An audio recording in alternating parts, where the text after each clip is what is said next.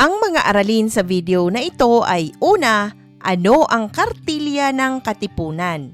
Ikalawa, ano ang mga aral ng kartilya ng katipunan?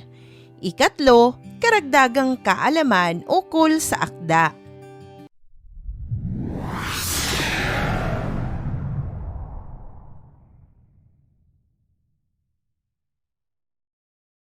Dumako na tayo sa unang bahagi ng video na ito.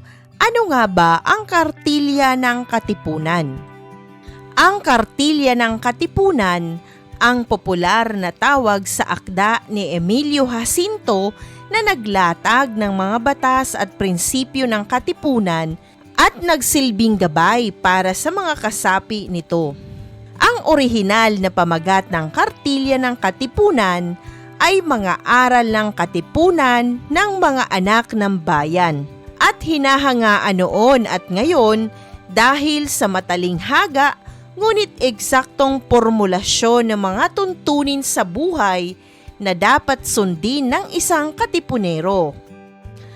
Ang unang pangungusap dito, ang kabuhayang hindi ginugugol sa isang malaki at banal na kadahilanan ay kahoy na walang lihim, kundi man damong makamandag, ay tila isang kredo hinggil sa paglilingkod sa bayan at sa kapwa-tao.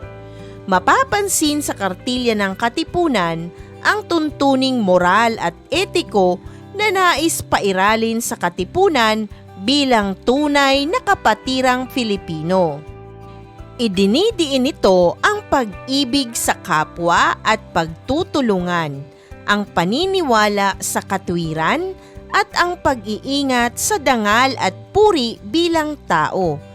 Gayunman, taglay din nito ang pangunahing mga simulaing demokratiko, gaya ng pagkakapantay-pantay ng tao anuman ang kulay ng balat, antas ng kabuhayan at pinag-aralan. Ipinangangaral din ito ang mataas na pagtingin sa kababaihan at ang mabigat na tungkulin ng lalaki na alagaan ang asawa at anak. Sa dulo, iginiit ang pag-ibig sa kalayaan at ang kahandaan ng kasapi na ihandog ang sarili para sa bayan. Wika nga ni Jacinto, ang kamahalan ng tao ay tinitimbang alinsunod sa magandang asal, may isang pangungusap, may dangal at puri, at lalo na'y di napapaapit, di nakikiapi, at marunong magdamdam, at marunong lumingap sa bayang tinubuan. Dumako na tayo sa bahagi ng tala ng mga aral ng kartilya ng katipunan. Iyong sabayan at unawain ang nilalaman. Unang bilang, ang buhay na hindi ginugugol sa isang malaki at banal na kadahilanan ay kahoy na walang lihim kundi man damong makamandag. Ikalawang bilang, ang gawang magaling na nagpubuhat sa paghahambog o pagpipita sa sarili, paghahangad na makasarili, at hindi talagang nasang gumawa ng kagalingan ay di kabaitan. Ikatlong bilang, ang tunay na kabanalan ay ang pagkakawang gawa, ang pag-ibig sa kapwa, at ang isukat ang bawat kilos gawa't pangungusap sa talagang katuwiran. Ikaapat na bilang, maitim man o maputi ang kulay ng balat, lahat ng tao'y magpapakapantay. Mangyayaring ang isa'y hihigitan sa dunong, sa yaman, sa ganda, ngunit di mahihigitan sa pagkatao. Ikalimang bilang, ang may mataas na kalooban, inuuna ang dangal o puri kaysa pagpipita sa sarili. Ang may hamak na kalooban, inuuna ang pagpipita sa sarili sa puri. Ika-6 na bilang, sa taong may hiya, salita'y panunumpa. Ika-7, Huwag mong sayangin ang panahon. Ang yamang nawalay, mangyayaring magbabalik. Ngunit panahong nagdaan ay di na muli pang magdadaan. Ikawalo, ipagtanggol mo ang naaapi. Kabakahin ang umaapi. Ikasyam na bilang, ang taong matalino'y ang may pag-iingat sa bawat sasabihin, matutong ipaglihim ang dapat ipaglihim. Ikasampo, sa daang matinik ng buhay, lalaki ang siyang patnugot ng asawa at mga anak. Kung ang umaakay ay tungo sa masama, ang patutunguhan ng inaakay ay sa kasamaan din.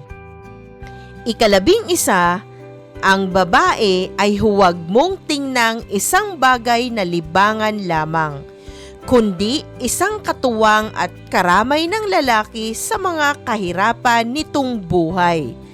Gamitin mo ng buong pagpipitagan ang kanyang pisikal na kahinaan at alalahanin ang inang pinagbuhatan at nag-iwi sa iyong kasanggulan. Ikalabing-dalawa, ang di mo ibig gawin sa asawa mo, anak at kapatid ay huwag mong gagawin sa asawa, anak at kapatid ng iba. Ikalabing-tatlo, ang kamahalan ng tao'y wala sa pagkahari, wala sa tangos ng ilong at puti ng mukha, wala sa pagkaparing kahalili ng Diyos, wala sa mataas na kalagayan sa balat ng lupa. Wagas at tunay na mahal ng tao, yaong may magandang asal, may isang pangungusap, may dangal at puri, yaong marunong magdamdam at marunong lumingap sa bayang tinubuan.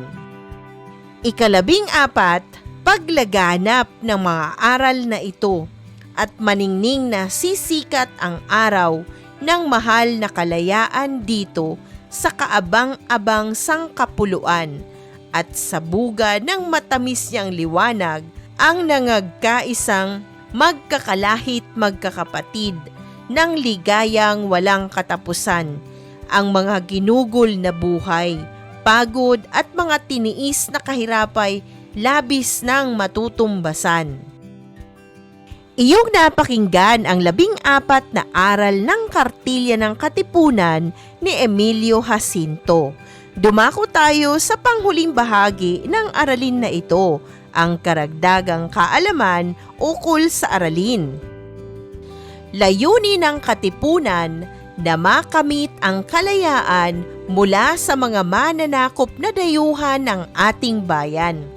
Hangad nito ang pagkakaisa at pagmamahal sa bansa ng bawat Pilipino upang labanan ang pang-aabuso at di pantay na pagturing at karapatang natatamasa ng bawat mamamayan. Ang Kartilya ng Katipunan ay may malaking bahagi sa pagiging nasyonalismo ng mga Pilipino.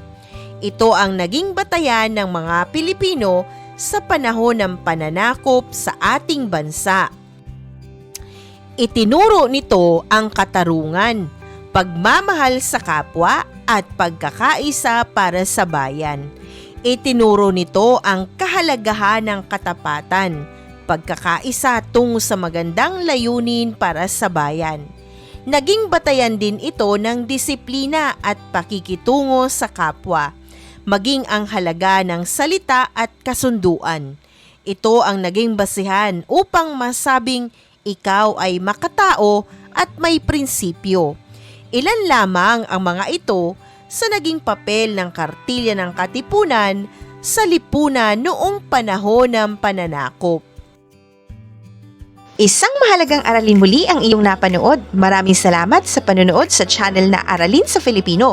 Huwag mag-atubiling mag-comment ng inyong tanong, suggestions o paglilinaw ukol sa aralin. Munting kahilingan sa iyong kaibigan, paki-like, share and subscribe para updated ka sa mga susunod pang bagong video ng Aralin mo sa Filipino.